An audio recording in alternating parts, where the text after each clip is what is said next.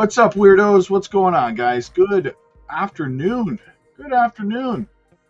All right. A little bit of a red Monday. Red Monday. Mondays are liars, though, guys. Mondays are liars. What's going to happen? We're going to get into it. We wicked. Look at this weird candle, guys. We wicked as low as $114,386, and we wicked as high as $116,276. That is quite the swing on this candle. Where will we close it? That's the question on everybody's mind. It's going to be one of those weeks. This candle for me represents what this week is going to look like. Just a whole bunch of indecisiveness, in my opinion, right? It's going to be up, it's going to be down. Nobody knows what's going to happen. Nobody knows how the markets are going to respond to the rate cut, right? So, yeah. All right, let's get into the super chats. Your boy, my guy, my dude, bought this with profits from the new gem you dropped, Future. Hey, absolutely, man. Yes. You know what? We're going to have a look at it. We're going to have a look at it, guys. Cannot shake this damn cough. We're going to have a look at our call, guys. Now, listen, we called this project a few days ago over on the Patreon, right? This is just one of the gems we dropped over there a few days ago, back down when we had this red candle, right?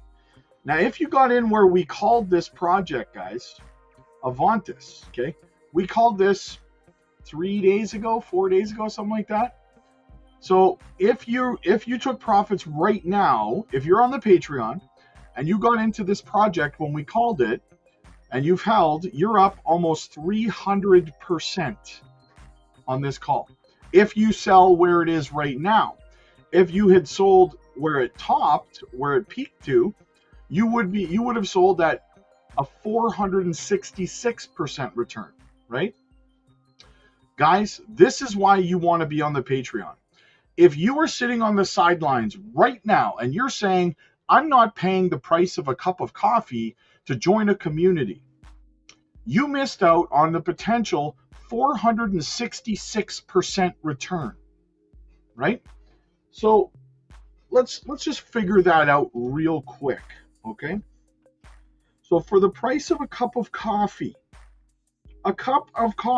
my friends, let's say you dropped $1,000 into it when we called it, right? You at a 466% return,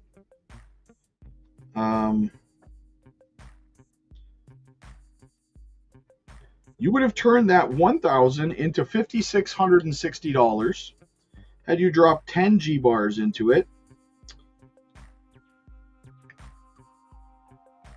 You would have walked away, if you had put 10 grand into the call when we called it, you would have walked away with $56,600.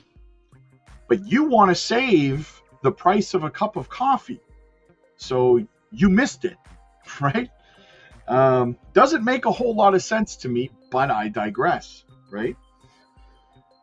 What else do we have? Amazing coins. Let's go. Rob, hit the like and subscribe or no bull run. Rob will keep it in the basement. Yes. If you do not hit the like button and the subscribe button, I will prevent the bull run, the altcoin season from happening until you do, right? Because I have that ability. Absolutely. Ramona, let's get those likes up, people, please. Yes, absolutely, guys. Smash the like. Phil says, hey, Rob, I hope you're feeling better besides Asui AI. What are your best AI plays? Tarz AI, Cookie, two fantastic ones right there, man. Two fantastic ones right there. Okay. By the way, guys, the link to the Patreon to join our community is in the chat. It's in the pinned comments. It's in the description. Let's get into the chat a little bit, see what everybody's talking about. William, what's up, buddy? Good to see you, my friend. Good to see you. Quentin, what's going on, buddy? I see you, my guy. J Money in the house. What's going on? Bulbasaur, big things popping, little things stopping. Cody, what's up, man? Good afternoon, everyone. Danny, Jack Stacked and Fanny Packed. ready for another run in the World of Warcraft today. Big C, what's up, man? Good to see you. Cody, please smash the like button. I'm like number 8. There you go. Blad, do you think this Monday is a liar? Yes, I do. Yes, I do. But here's the thing, guys. If you're looking for somebody that's going to be able to accurately tell you how this week is going to play out, you're not going to find that person, okay? Nobody knows how this week is going to play out. It is a very, very potentially volatile week. So listen, strap in, strap on. You're going to have to pay attention every single day, right? Because there's a lot going on, guys. Trump's meeting with China. Just so much happening, guys. Rate cuts, just so much, right? Candyman, what's up, buddy? I bought my wife a mood ring.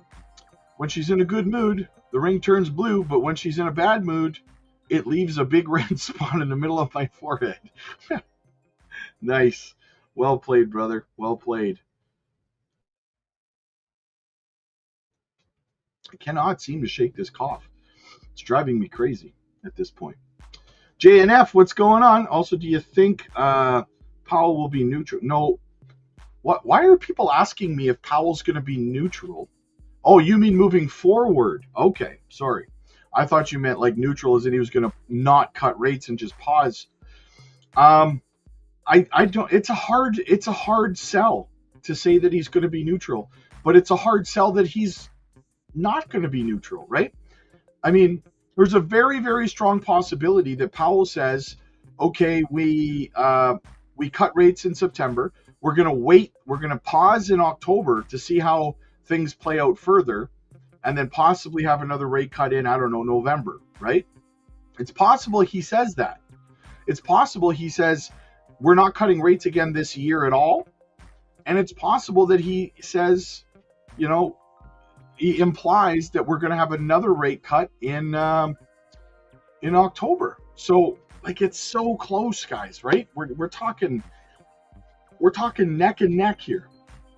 That's what I'm saying. The only person that knows right now is Powell. That's it, man. That is it. Cody, the like button gives us all the luck. Yes, Strawberry Dragon in the house. What's going on? Ripar, I voted for green because that is what I'm hoping for. There you go. There she is, Gamma Goddess in the house. Hope everyone's doing well. Let's stay focused. Keep our bags packed so we can get this money. Yes, Beebs. What's up, brother? Good to see you. Watching on both channels. My guy, my fam, Beebs. Thank you so much, man. Guys, we got 215 people watching. We have 82 likes. Wow, we are almost at 100 likes. Let's get it to 100, guys. 20 more. Let's go. H. Barbarina in the house. Isho, how insanely bullish is that new Zebek commercial chat? Everything Zebek is extremely bullish, my friend. Everything. Ray, what's up, man? He says, hey, crypto family, hit the like button. And like Rob says, there will be red days that all you can do is sit on your hands. Absolutely. Lord of the Realm, what's happening? Kizza, my guy, happy start to the week, Rob. They are flying this year. I know you're not a fan of crypto banter. I don't dislike crypto banter, but it just seems like every single time I have crypto banter on in the background, he's saying that the market's going to dump, and he's always wrong when he says it, right? I get the impression that he says it for clicks, right? Because bad news always gets clicks over good news. So I don't dislike him. I think he's a smart guy. I don't have anything against him. I think that he's intentionally bearish on purpose to get clicks. That's all, right? I watched a video on YouTube today, and he said he was mentioning when leverage on alts is higher than BTC, it has signaled a top. Yeah, so he's probably calling for a top, right? Is that what he was saying? Like, I didn't even read what you said, and I just called it. He's always saying something about the market crashing. Always, right? He never says anything about the market going up or parabolic or bullish or anything. It's always negative, click, click, click. That's all I see with crypto banter. Myriad, 20 cents. Let's go. Absolutely. As always, God bless you and your family. God bless you too, my friend. Yeah, that Zebek Uphold announcement, they're actually streaming a payroll for the NBA and NHL. Well, we're still waiting for the official announcement. I don't think we've actually seen an announcement yet. Let me check. I haven't I haven't been over on their X yet today, so let me have a little looky-loo here. I'll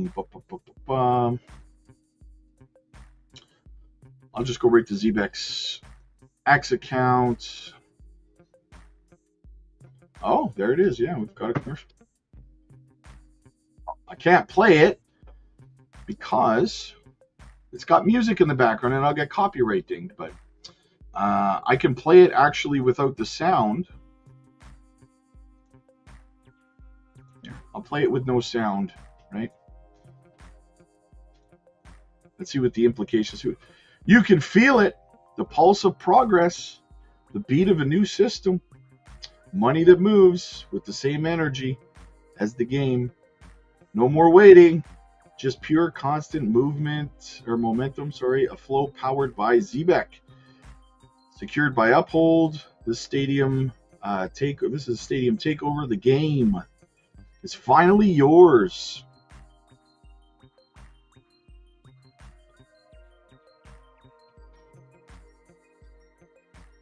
Absolutely mega bullish, my friends. You love it. You love it. Guys, listen.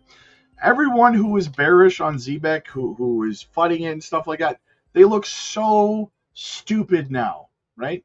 And that's why you don't just believe any Tom, Dick, and Harry online who spreads misinformation, right? Absolutely bullish, man.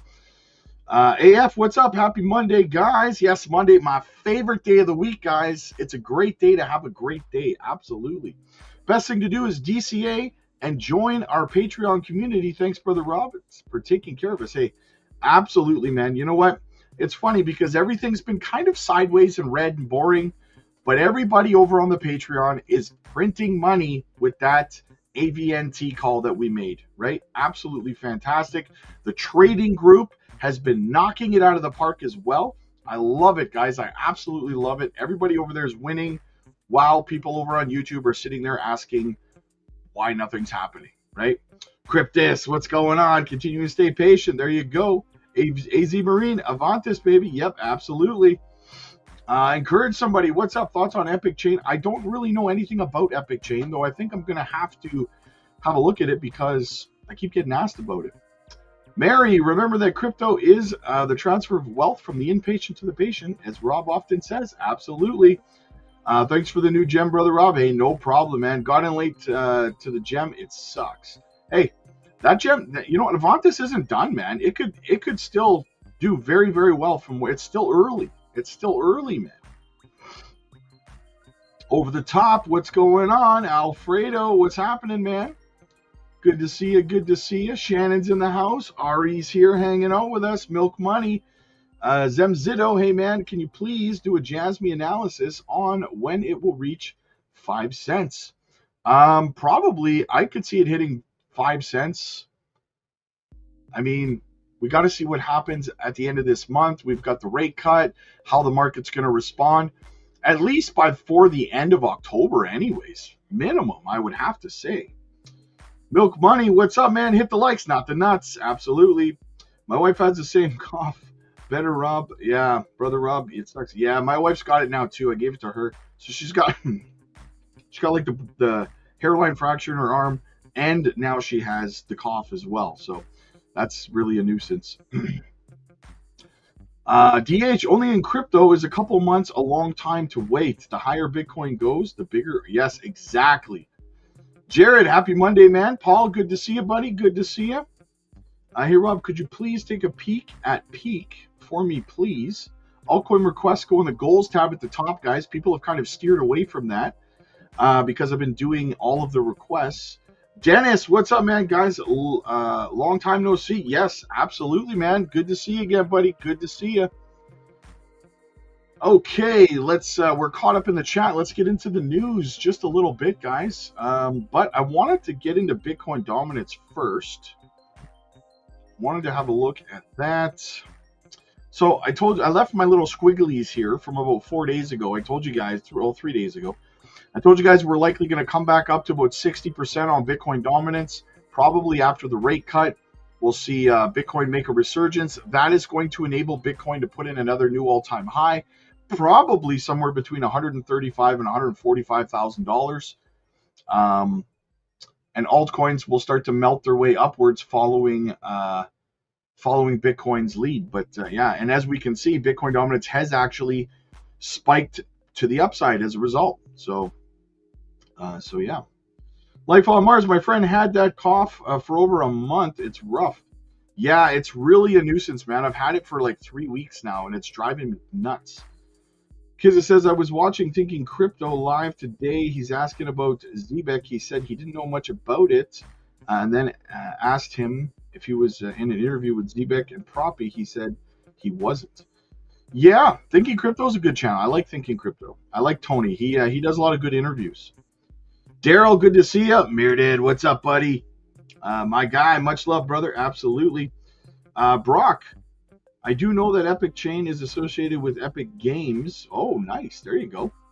There you go. Epic Games. That's a big name, man. That's a big name. All right. So Bitcoin dominance, that is established. As always, guys, we got to give a quick shout out to the channel sponsor, Decent Biometric Wallet. Not your keys, not your coins, guys. Use our link down below. Get yourself a 2-for-1 deal on the biometric wallet today. You can swap, take profits, and even stake your crypto right on your Decent wallet. Let's go. Okay, let's get into some of the news. I found this a little bit funny. Check this out. Big change at Coinbase. Work has begun on the base token. They said we won't release. What?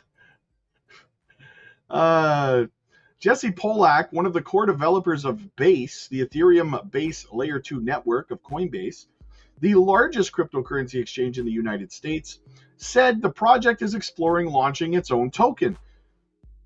This move by Coinbase comes months after the Kraken-developed Inc. network announced that it would be launching an Inc. token. The statement from Jesse Polak marks a sharp reversal in Coinbase's previous rhetoric, as Coinbase representatives have consistently stated, and this is where it gets funny, that they had no plans to issue a token for Base, which currently uses Ethereum as a gas token. So they made Base network. They claimed that they would absolutely never create a Base token for the network. And here we are, and they're creating a Base token for the network. The following statements were made. Now this is, guys, this is going to be another one of those projects like World Liberty Financial. And what I mean by that is it's probably going to be a good token to hold in the future. However, I would not personally, not financial advice, this token, when they launch it, is probably going to get listed everywhere all at once, just like World Liberty Financial. It's going to pump like crazy before it gets listed everywhere, and then it's going to get listed. Everyone's going to start buying it on exchanges, and it's going to dump because the early investors are going to dump on you, okay? So if you want to get the Base token, if you cannot get it early before it gets listed everywhere else, I would wait until after it pumps and then after it dumps, then establish a position. That's what I would personally do, right? Not financial advice. You do what you got to do. If you can get in early, I mean, have at it, right? But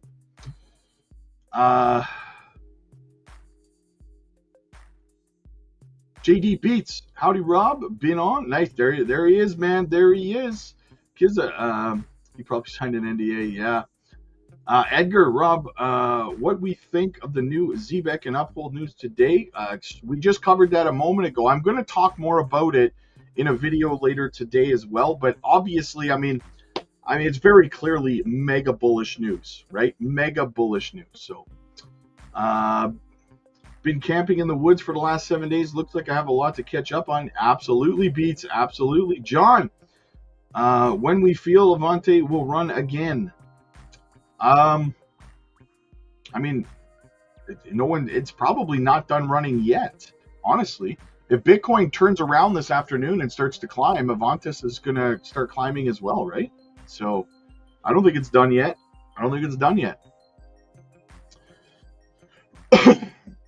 The following statements were made in a post on by the X account. Base begins exploring a network token.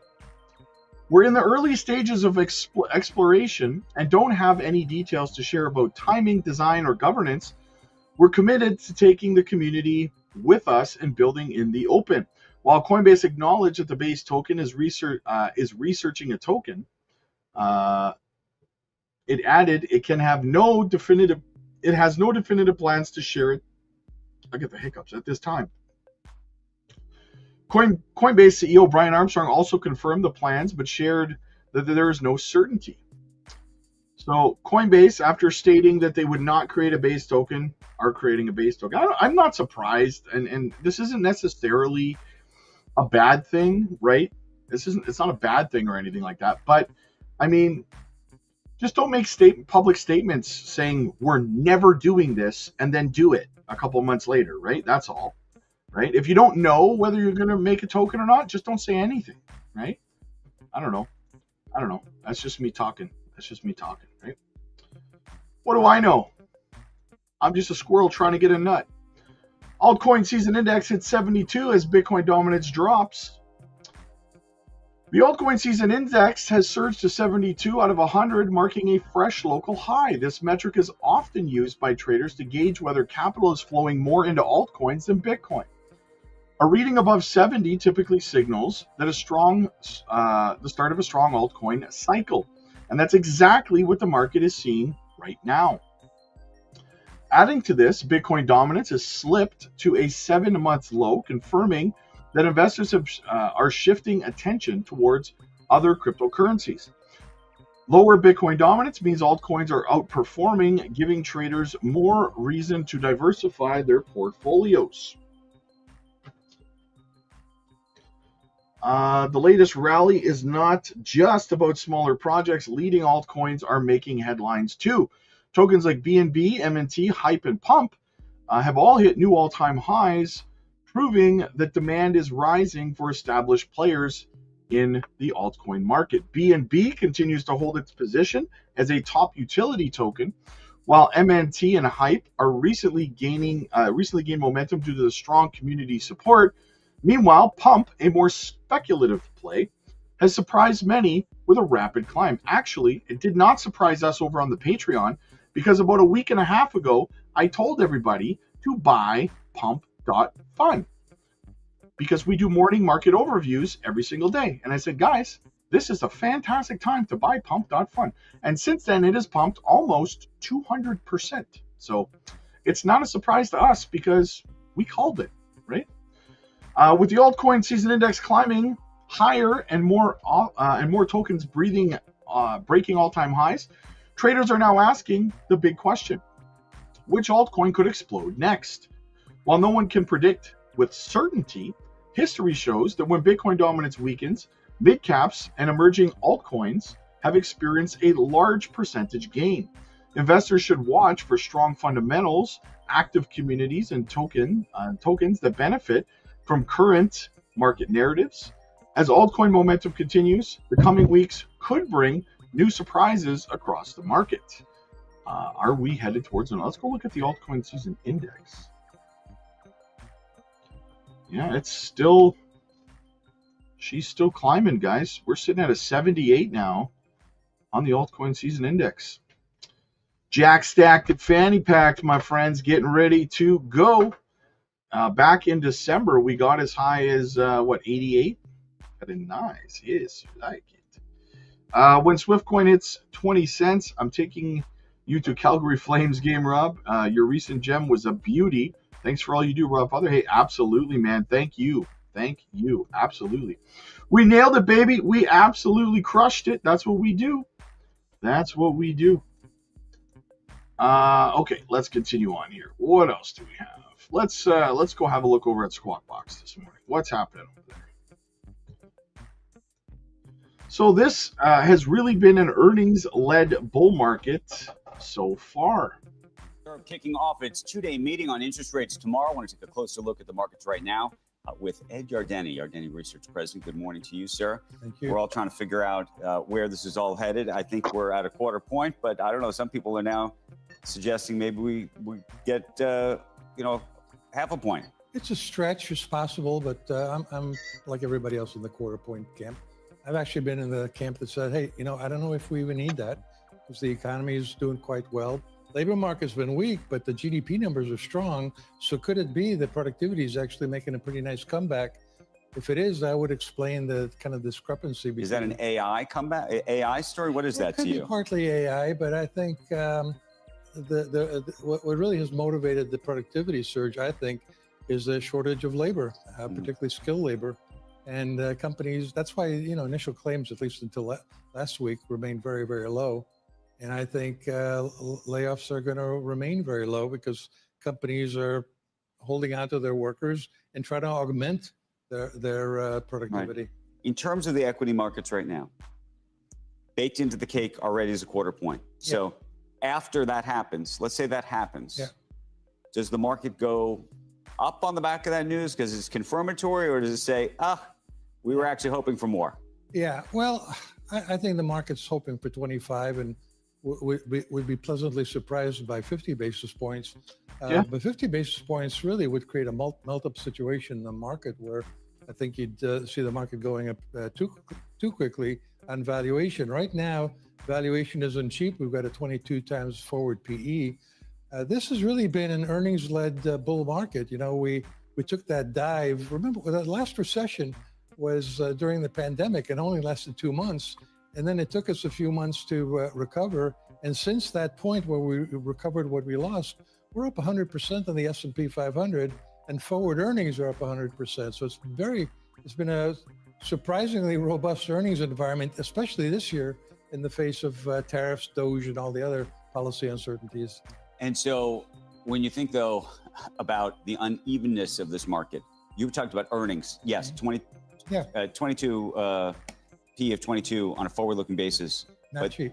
But not cheap. No. But super uneven, meaning there's some companies that are pulling those numbers in crazy ways. Well, as you're right. I mean, the Magnificent Seven are about over 30 times forward earnings. And then what I call the impressive 493, I think they have been impressive and will get even more so. I think, those multiples are around 19, which isn't dirt cheap, but it's certainly fairer value than what we're seeing in the Magnificent Seven. But the Magnificent Seven have demonstrated over and over again that something that we haven't seen, I think, ever in the past, where large companies just grow double-digit earnings. I want to just go with this idea of just how strong the economy is, because you're saying you believe it's actually very strong, to the point where I think you might not even cut a quarter point. Exactly. I mean, I kind of see a similarity between now and what happened last year. Last year, the Fed lowered interest rates by 100 basis points from September to December, and the bond yield went up 100 basis points because it turned out the economy wasn't all that weak and inflation wasn't at 2% yet. It was still elevated around 3%. So do you think that the reason they'd be doing this is just because of the political pressure? What's your thought here? Well, I think it's the political pressure, but they also have obviously an excuse here. I mean, they are data dependent and they don't necessarily agree with my interpretation of the labor market. The labor market data has been weak. There's been a downward revision, but I don't think the GDP numbers are going to get revised. So I think the productivity numbers are going to get revised up. If we've got now productivity-led economic growth, then interest rates are basically where they should be. If they lower them, then the risk is that you get a melt up in the stock market and then you get a meltdown. So you look at things completely apolitically. I try to. Yeah, I've never seen any bias in the things that you lay out on this. What do you think of everything that has been layered on this politically, and how do you sort through it? Well, I've been doing this for a few years, and one of my mantras that I've learned over the years is it's truly amazing how well the U.S. economy and the U.S. stock market have done despite Washington. Everybody's bias is to see the headlines, to look at fiscal monetary policy, all the politics.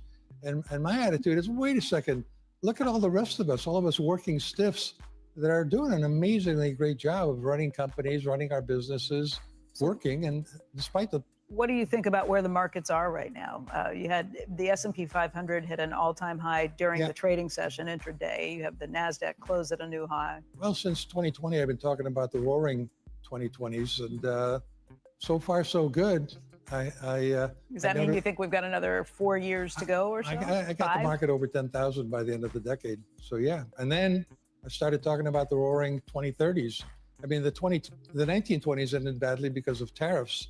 And this time around, we're kind of stress testing the global economy with a tariff issue now. And we got stock markets around the world at record highs despite that. That didn't happen in the early 30s. And so I think the resilience of the global economy, the US economy, earnings, companies being able to use productivity, technology to increase their earnings, all that adds up to a bull market that continues. Does it not matter what the Fed does, or does it help even more if the Fed cuts rates heading into what you are? Well, I think it matters in the sense that if I think we're at neutral. I mean, the unemployment rate is 4.3%. The inflation rate is basically around 3%, still about a percentage point higher than the 2%. So we're kind of there. When the kids in the back say, "Are we there yet?" Well, we're kind of there in terms of the right level of interest rates, in my opinion. If the Fed continues to cut here, then the risk is that the valuation multiple starts to lead the market up instead of earnings. And melt-ups are followed by meltdowns. First article I saw this morning, I didn't read it, but it was, and I don't want to say where it was because I look at a lot of different sources, but it was, look for the S&P to suffer its biggest weekly decline since April after the Fed cuts. I doubt it. That's the sell on the news. Yeah. But, yeah. I kind of People have to write articles. Yeah. I'll tell you why I doubt it, because I think the real surprise this year has been the resilience of the economy. Nothing has hurt it either. And earnings. Market or the economy. Yeah, earnings were much better in the first quarter than expected, much better than expected in the second quarter. And I think we have to take, it goes to the adage here, is like, look how well our companies are doing despite the turmoil of policy turmoil, but how are they eating the tariffs? That's the thing. And we had Gary Cohn on who said that they're laying off people. Yeah, they're not hiring. Yeah, people. I just actually wrote it up. Part of the answer is it looks as though Chinese companies are actually cutting their prices in an effort to offset. So they're eating some of it. That's good. Companies are offsetting some of it with productivity, and consumers are taking the hit and some consumer durable goods. So you think we're at a neutral position right now? I don't know if I entirely agree with that, but I think we do need some rate cuts, right? Tola, my guy, what's up, man? Thank you for all you do. I sent you a private message in the Patreon. Yeah, I have 17 DMs over on the Patreon today I got to get to, so I will get to it. I promise, my friend. I promise. Okay. Kizza, take all the money you can get this bull run. I think the end of 2026, 2027 will be real bad. Kizza, I agree with you 100%, man. Because what we're doing right now, we're going to start printing money. We're going to start cutting rates. What we're doing is kicking the can down the road for a year or two, right? We're going to start running into the same problems again. And I agree. I think that the housing market, the stock market, the crypto market, I think the best thing that you're gonna be in at that time over the next after this bull run's over, maybe after Q1 of next year, the best thing you can be in for about a year is cash. And then we're gonna start over the Patreon. We're gonna start deploying our cash, our capital, back into the markets, right? Not just crypto, stocks, crypto, precious metals, housing markets, everything we can get our hands on. We're gonna be scooping up everything, man, at rock bottom prices. I agree. Craig, what's up, man? Long time no see. Finally caught alive in a while. Hope all portfolios go up. Absolutely. Let's get it, man. Let's get it. All right, Ethereum advantage. Why Ethereum holding firms are poised for superior resilience. The cryptocurrency market's recent volatility has sent ripples through publicly listed companies holding digital assets. Many have seen their market net asset value drop below 1, sparking concerns among investors. But what if there's a strategic differentiator emerging in this challenging landscape? Standard Charter's head of crypto research, Jeff Kendrick, highlights a significant Ethereum advantage for firms navigating these turbulent waters. Kat, good to see you. Good to see you. In recent weeks, the market's downturn has significantly impacted companies that have embraced cryptocurrencies as part of their balance sheets.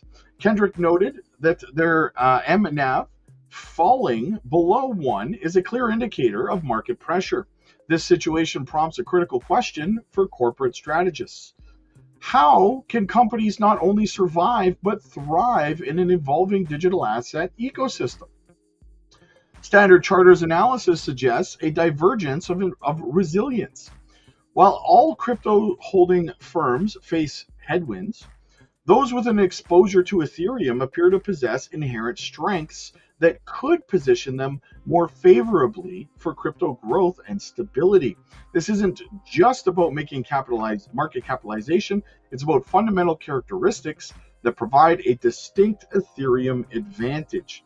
So what gives Ethereum holders a critical Ethereum advantage? Staking yields, regulatory clarity, and greater room for growth.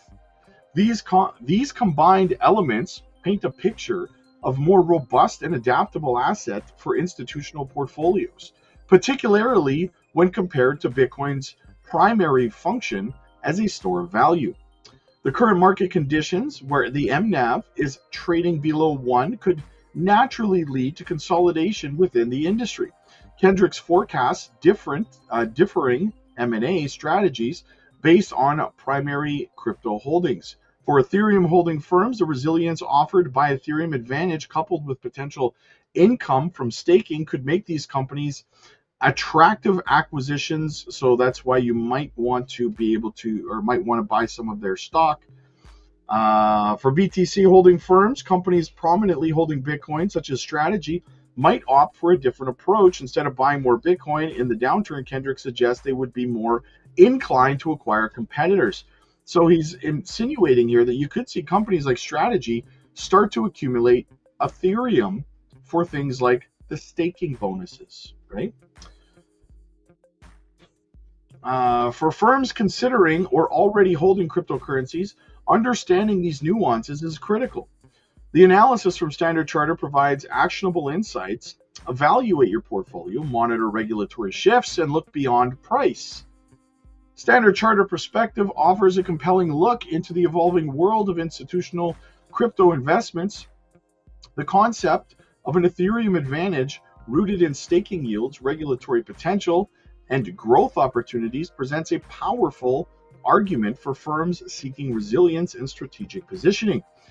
As the markets mature, understanding these differentiators will be key to unlocking sustainable value and navigating complexities. But for me personally, guys, I'll look at staking more, DeFi staking, as we enter the bear market. That's what we'll be doing over on the Patreon in that time frame, is we will be looking for passive income opportunities and how to help people make their money work for them. Overcome, what's up, man? Oh, House, even if we don't get rate cuts in the next 6 months, we will still have a bull run. I agree, oh, House. I was going to say that, in the short term, listen, there's zero chance, in my opinion, that we get no rate cuts this month. But hypothetically, like Ohouse just said, if we had no rate cuts for the next 6 months, that wouldn't stop the bull run from happening. I agree with that. Crypto lending apps witness unprecedented 41.5 billion borrowing surge. Now, it's funny because I just did a live stream on Saturday. On Saturdays on the channel, we have special guest Saturdays where we have a special guest come in and we do a live stream together. So this past Saturday was my main guy, Rule Black. I get the hiccups again.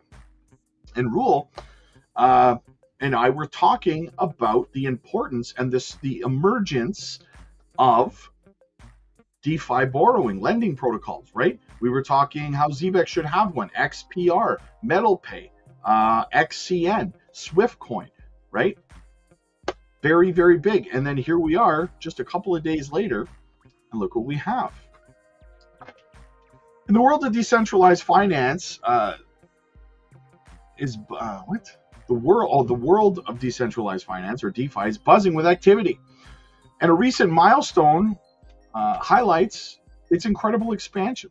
A total value of assets borrowed from crypto lending apps have officially reached an astonishing all-time high of $41.5 billion. This unprecedented surge reported by Unfolded signs a significant shift in how individuals and institutions are interacting with digital assets. This record figure is not just a number, it represents a growing confidence and utility within the DeFi ecosystem. It shows that more people are looking to leverage their cryptocurrency holdings without selling them outright, using these platforms for various financial strategies. This is next level. This is just one more reason why banks do not like crypto, guys, right? Think about it. Taking out crypto-backed loans, not having to sell your crypto, keeping that value, yet being able to borrow against it. That's next level versus fiat and the banking system that charges you ridiculous rates, right? So we're going to dive deeper into this in a video later today, guys, but very, very important stuff. Let's segue back over to Squawk Box, and we're going to talk about Solana has had a better performance than Bitcoin over the last 4 years, says Pantera's Dan Moorhead. Investment firm Pantera announcing a Solana digital asset treasury company to be listed on the NASDAQ. Joining us right now is the man behind it all, it's Dan Moorhead. He's the founder and managing partner of Pantera. Good morning to you. Good to see you. Help explain what's going on here. I want to understand what you're doing, but also this sort of larger phenomena of these treasury companies and how we and the public and investors should think about them. Sure. So for 12 years, we've been trying to provide access, but it's normally to very institutional investors. This is the first product we've ever offered that you can just go buy at your brokerage account. So it allows access to cryptocurrencies to kind of normal investors. And so far, Solana doesn't even have an ETF. So it's very, very difficult for a normal investor to get access to Solana. And is this a levered fund? No, it's just a way to own Solana, get yields on Solana with no leverage. It's a very simple company, actually. All it does is just buy Solana. Just buys Solana. And over time, as more people get access to the actual coins, how do you think that changes the dynamic with the treasury companies and the ETFs? I mean, I think that's one of the big questions is people can buy Bitcoin directly through a Coinbase or whatever, or they can buy Solana, or they can buy it now through a treasury. And how you see over time that sort of mix taking place. Yeah, there's an evolution. We launched the first Bitcoin fund in the world. That was the easiest way to get access. Then now an ETF is very easy. So you don't have to get a wallet. You don't have to do all these complicated things. That's going to happen to each of these major currencies like Solana. Right now, there's no ETF. It's very difficult to get. Most people don't have a Coinbase wallet. So for people with a brokerage account, this is the easiest way to get access. How do you think about Ethereum versus Solana right now? So they both, in terms of the better bet. Yeah, so there's going to be a lot of important blockchains over time.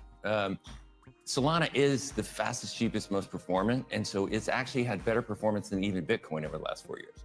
And that's why we want to have access to normal investors to something that's not very well known, but actually has been outperforming. Do you think that one, though, outperforms the other? They're used for different purposes. One, it's a winner take all. What's your thought? No, it isn't. It's not like there's not a winner take all on the internet, right? We have lots of different internet companies. There will be lots of blockchains that are important. But our biggest position is Solana. We have 1.1 billion of Solana on our books. But how many different protocols do you think long-term? So yes, there's lots of companies, but there's not lots of protocols on the internet. Great question. I think there's a single-digit number of layer ones, things like Bitcoin, Ethereum, Solana, not thousands, but definitely not one. See, I disagree with that wholeheartedly, guys. That is an ignorant statement. People are saying that because they're like people who are holding certain layer ones are saying these kinds of things because they want everyone to pour into the layer one that they're holding. I did an analogy the other day where I talked about layer ones and crypto projects like restaurants, right? Restaurants around the world, global, everywhere. You have big restaurants, you have massive chains, you have small mom and pop restaurants. But just because McDonald's exists doesn't mean that the mom and pop restaurant down the street can't exist as well. You'll have big chains, big layer ones, you'll have small ones, right? You're not gonna see a world where there's only a handful of layer ones. There's only like single digit layer ones, single digit networks. There's gonna be hundreds, thousands of networks forever. Again, just like restaurants, you don't see there only being allowed to be, one or two or three or even five chains of restaurants and then nobody else eats at any of the other restaurants. It doesn't work that way. That's not the way our society is set up. That's not the way business is set up, right? So I disagree with that wholeheartedly. Mm-hmm. And is there anything that you've seen come on the scene where you go, that technology is actually better? Well, right now, Solana. Our biggest position is Solana. We've had huge positions in Ethereum in the past. We used to be 100% Bitcoin. Something could come out tomorrow. Is there anything out there, though, that's interesting to you? The reason I ask is I would hope that, Solana was created many years ago. Ethereum was created many years ago. Bitcoin was created many, many years ago. Yeah. I would like to think that technology and technologists have come up with better solutions since then. He just brought up another fantastic point as well, guys. And that is that we've seen this. Anyone who's been around for multiple cycles has already seen what he's talking about, right? Layer ones, for example, right? You've got this guy from Standard Chartered. He's talking about how Solana is just going to be a forever winner, right? Technology doesn't work that way. You can go to Best Buy tomorrow, buy a desktop computer, bring it home. By the time you get it set up, there's a brand new computer at Best Buy that's more advanced than the one that you just bought. That's the way technology works. Same thing with cell phones, whatever, right? So the thing is, every cycle, so Bitcoin was the first layer one. We came through the next cycle, Ethereum came along, right? A next generation layer one that was supposed to be more advanced technologically, which it is, right? And then what happened? Another cycle came along. What happened? You had your Cardanos, your HBARs, your Algorands, your XRPs. All these other layer ones came along that were next generation technology. And I'm telling you this right now, we're already seeing the emergence of like BlockDAG, for example, with projects like Caspa, right? Next generation layer ones are coming along. In the next bull run, you will see more next generation layer ones that are more advanced than the current layer ones, right? So to say that like, well, no, we're just going to be, Ethereum and Solana and then maybe like Cardano and stuff like that. And there's never going to be any other good developments on layer ones. No other layer one is ever going to come along and be more advanced or anything like that. That's all BS. Of course, there's going to be advancements in technology, right? You will see better layer ones come along in the next cycle, and then the next cycle after that, and then the next cycle after that, because that's how technology works. It continues to get better and better.